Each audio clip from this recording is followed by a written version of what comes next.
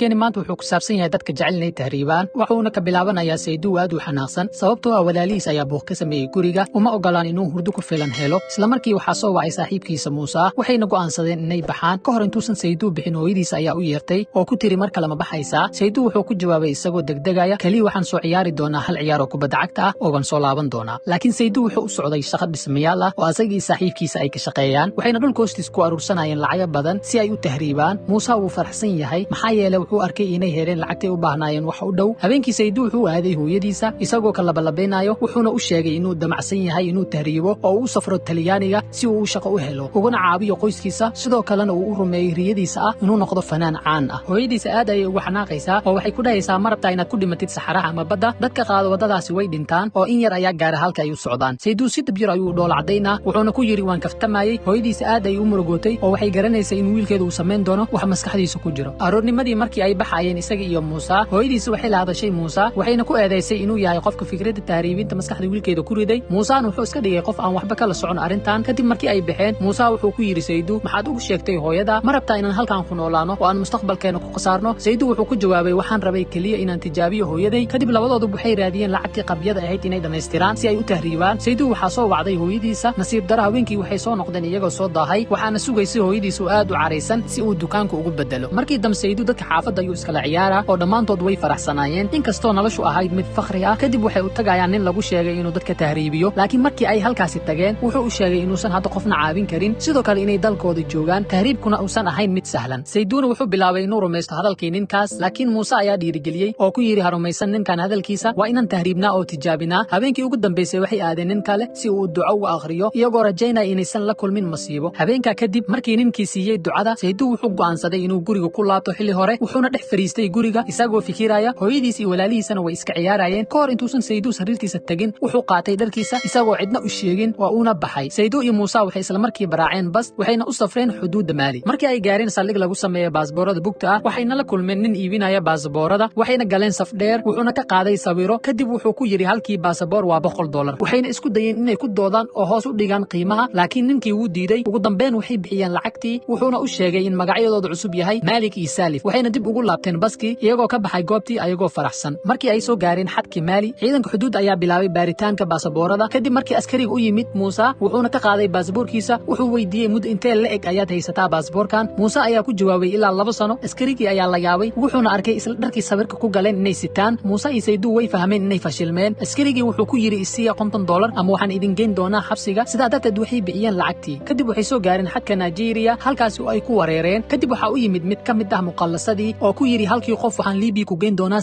$800 waxay isku dayeen inay qiimaha hoos u dhigaan laakiin ninkii wuu ku adkaystay isagoo u sheegay inuu isticmaali doono gaari weyn oo wuxuu gaarsiin doonaa caasimadda Liibiya isagoo leh waad gaari doontaan Talyaaniga oo waxaad soo ceshan doontaan dhammaan lacagii aad bixiseen Muusa iyo Sayduna way ku farxeen waxayna ogolaanayaan heshiiska subaxdii waxay iibsadeen maro iyo koofiyad si ay uga badbaadaan qorraxda kulul ee saxaraha kadibna waxay galeen safka tahriibiyaasha intii ay ku jireen safarka waxaa jiray in ka badan 25 qof oo saarnaa gaariga jidkana wuxuu ahaa mid qodxo badan leh muqallaskuna gaariga wuxuu ku waday si xawaare sare leh isagoo ka cararaya kooxaha burcad badeedka iyo ciidamada dhowr daqiiqo kadib mid ka mid ah tahriibiyaasha ayaa ka dhacay gaariga laakiin darwalka ma joojin Saydu iyo Muusa way cabsadeen waxayna fahmeen in dadka muqallasiinta aysan wax damqasho ah lahayn maalintii oo dhan waxay ku jireen saxaraha ilaa ay ka gaareen geed weyn oo ku yaala saxaraha dhexdiisa halkaasoo nin daa ku sugayay oo ka mid ah kuwa dadka tahriibiyo oo sii wadi lahaa safarkooda si uu u geeyo badda Liibiya habeenkii markii ay sii wadeen socodka saxaraha dhexdeeda waxayna ku socdeen cagtooda iyagoo raacaya ninkii odayga ahaa odaygii ayaa u sheegay inay si dhow ula socdaan haddii uu lumo iyaguna way lumi doonaan muddo dheer ayay ku jireen saxaraha dhexdeeda waxaana ku dhacay daal waxaana cabsi geliyay inay marar badan la kulmeen dad meyd ah oo saxaraha dhexdeeda ku dhintay qaar ayaga ka mid ah ayaa safarka sii watay halka qaar kalena ay daaleen oo fariisteen subaxdii Saydu wuxuu maqlay qaylo ka imaanaysa haweeney weyn oo daalan oo caawimaad dalbanayso qofna uma soo jawaabin iyadoo dadku isku mashquuliyeen naftooda laakiin Saydu ma uusan awoodin inuu iska indha tiro oo u laabtay si uu u caawiyo wuxuu siiyay biyo si ay tabar u yeelato laakiin iyadoo ma lahayn xoog ay ku kacdo inkastoo Muusa ku qaylinayay kaalay hadii kale waxaan ku lumeynaa saxaraha Saydu ma uusan awoodin inuu ka tago ugu dambeyn haweeneydii halkaas ayay ku dhimatay Saydu aad ayuu ugu naxay wuxuuna bilaabay inuu ooyo kadib Saydu iyo Muusa way sii socdeen laakiin Saydu ma uusan iloobin muuqaalkii haweeneydii dhimatay habeenkii markay saxaraha dhex socdeen waxaana ku soo baxay burcad hubaysan oo joojiyay dadkii safarka ku jiray waxayna bilaabeen inay ku qayliyaan oo dhahaan qof kasta oo lacag ama dahab haysto ha soo saaro hadda Muusa iyo Saydu waa la baaray wax lacag ahna lagama helin laakiin burcadii way tuhmatay Muusana waxay ogaadeen inuu lacag qarsaday waxayna si carar leh u kaxaysteen Muuse iyagoo ugu hanjabay inay xabsi ku ridi doonaan. Saydu ayaa isku dayay inuu ka baryo laakiin burcadii dheg jalaq uma siin. sidaas ayuuna safarkoodii ku kala jabay. Saydu iyo Muusana waa la kala qaaday. ugu dambeyn Muuse waxaa loo kaxeeyay meel ka fog Saydu halkaas oo ay ku sugayaan koox burcad badeed ah. subaxdii waxa imaanaya bas kuwaas oo qaatay dhammaan dadkii tahriibiyaasha waxayna u maleeyeen baskaasi inuu u socdo badda laakiin waxaa loo qaaday magaalo ku taalo xadka Liibiya. markii gaareen magaalada waxaa lagu wareejiyay xabsi ay maamulayso maafiyada Liibiya waxayna bilaabeen inay dadka ku kala saaraan wadan iyadoo lagu salaynayo dhalashadooda. Saydu iyo dadkii la socdo waxay ogaadeen inay gacanta u galeen koox maafiya waxaana lagu amray qof kasta inuu sheego lambarka qoyskiisa si loogu helo lacag madax furasho ah. markii loo kaxeeyay meelaha dadka lagu jirdilo waxaana loo sheegay in qof kasta oo diida bixinta lambarka qoyskiisa in la jirdili doono. Sayduna waa uu diiday inuu bixiyo lambarka qoyskiisa isagoo ka fikirayo hooyadiisa oo dareemayso murugo. Sayduna waxaa la geyn doonaa qolka cadaabta kadibna waa la garaacaya. intii lagu jiray habeenkaas laba askari ayaa soo galaysa qolkii uu ku jiray Saydu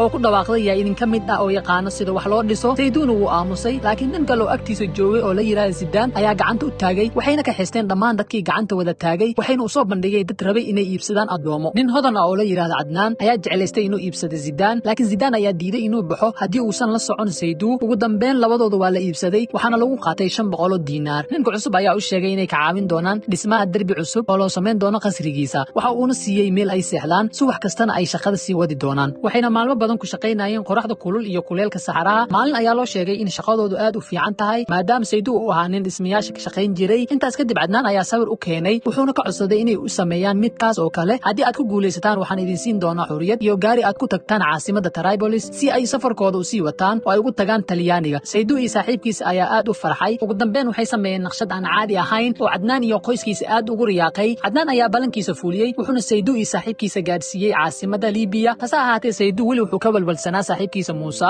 oo uusan weli helin. Sayduna wuxuu durbadiiba bilaabay inuu raadso saaxiibkiisa laakiin markii ugu horeysay natiijo ma helin. Sayduna waxa uu diiday inuu raaco saaxiibkiisa Zidaan. si kastaba ha ahaatee Saydu ma uusan joojin raadinta saaxiibkiisa Muuse wuxuuna sii waday inuu halkaasi ka sii shaqeeyo si uu lacag u helo. maalmaha ka mid ah qof ayaa la soo xiriiray Saydu oo u sheegay in wiil ka yimid Senegal uu yimid magaalada waxaana suuragal ah inuu yahay Muuse. Saydu isla markii wuu cararay si uu u ogaado inuu yahay Muuse wuxuuna noqday saaxiibkiisa Muuse. Sayduna wuu farxay laakiin Muuse ayaa ka dhaawacmay lugta taasoo ka dhigtay mid aan socon karin. Muuse wuxuu sheegay inuu doonayo inuu ku laabto Senegal maadaama uusan haysan cid daaweynayso oo wuxuu ka cabsi qabay in lugtiisa la gooyo haddii xaaladiisa sii xumaato. Saydu ayaa isku dayay inuu saaxiibkiisa dhiirigeliyo wuxuuna u sheegay in haddii ay isku dayaan inay ku laabtaan saxaraha isagoo lugtiisa dhaawacan ay halis gali doonaan. ugu dambeyn Saydu ayaa caawiyay saaxiibkiisa wuxuuna u helay qof aqoon u leh sida loo daaweeyo dhaawacyada. ninkaas wuxuu u sheegay in haddii Muuse uu helo daryeel caafimaad buuxo muddo 10 maalmood ay lugihiisa bogsan doonaan haddii uu heli waayana wuxuu halis u gali doonaa in lugtiisa la gooyo. Saydu ayaa aad ugu walwalsan xaaladda saaxiibkiisa isagoo garan waaya halka uu ka heli karo daryeel caafimaad wuxuuna go'aansaday inuu raadiyo muqallas kale si ay ugu tilaabaan Talyaaniga. si kastaba ahaatee markii uu la hadlay mid ka mid ah muqallasyadii wuxuu ogaaday in lacagta uu haysto aanay ku filnayn Saydu taasoo xaaladiisa sii murjisay laakiin muqallaska ayaa u sheegay in haddii uu doonto wado lacagta uu ka dhimi doono. Saydu ayaana ogolaanayo. markii ay ku sugnaayeen xeebta Saydu ayaa ku qasbanaaday inuu hogaamiyo doonta si ay u gaaraan Talyaaniga si saaxiibkiisa Muuse uu dhaawacan loogu daaweeyo. inkastoo Saydu aanu weligii xataa baaskiil wadin haddana ninkii hogaaminayay muqallaska ayaa u sheegay inuu doonta wado maadaama aanu haysan lacag ku filan. Saydu wuu cabsaday laakiin ugu dambeyn wuu ogolaaday inuu isku dayo. muqallaskii ayaa baray sida loo wado doonta iyo sida uu u raaci lahaa badda. habeenkii Saydu wuxuu dareemay culayska mas'uuliyadda gaar ahaan iyadoo ay jiraan dad badan oo haweeney iyo caruur oo doonta saaran. wuxuuna isku dayay inuu la hadlo ninkii muqallaska oo uu ku yiraahdo qofka la hawado laakiin waxaa lagu qasbay inuu doonta hogaamiyo isaga. waqtiga wuu sii socday iyadoo bartamaha badda la marayo mid ka mid ah haweenka saarnaa doonta ayaa fool qaaday taasoo dhalisay cabsi iyo walaac. Saydu ayaa isku dayay inuu la xiriiro dadka badbaadada laakiin waxaa loo sheegay inay ku jiraan meel ka baxsan xadka Talyaaniga. wuu carooday Saydu laakiin wuxuu go'aansaday inuu dadka badbaadiyo oo uu doonta sii wado. Saydu wuxuu sii waday doonta iyadoo walwal iyo mas'uuliyadda sii kordhayaan gaar ahaan isagoo arkaya in Muuse uu sii xanuunsanayo. intii lagu jiray safarka waxaa la ogaaday in muqallasada ay hoos ku qariyeen dad kale oo ku dhawaanaya inay neefta ku go'aan. Saydu ayaa ku orday hoos si uu u badbaadiyo wuxuuna sameeyay wax waliba oo uu awoodo si uu dadkaasi ugu soo saaro xaaladda halista ah. ugu dambeyntii iftiinkii Talyaaniga ayaa muuqanayo qof walba wuxuu dareemayaa farxad iyo reenreen. dadkii oo dhan waxay u mahadcelinayaan Saydu waxayna ku farxeen in haweeneydii ay foolanaysa ay badqabto ay ilmaheeda si nabad ah ku dhasheen. markii ugu dambeysay waxaa timid diyaarad helikobtar ah iyagoo badbaadiyay doontii iyo dadkii saarnaa. Saydu isagoo la ilmeynaya farxad ayaa sheegay inuu yahay kabtankii doonta oo uu ku faraxsanaa inuu dhammaan dadka si nabad ah u gaarsiiyay Talyaaniga. halkaas ayuuna filimkeeni ku soo dhamaaday.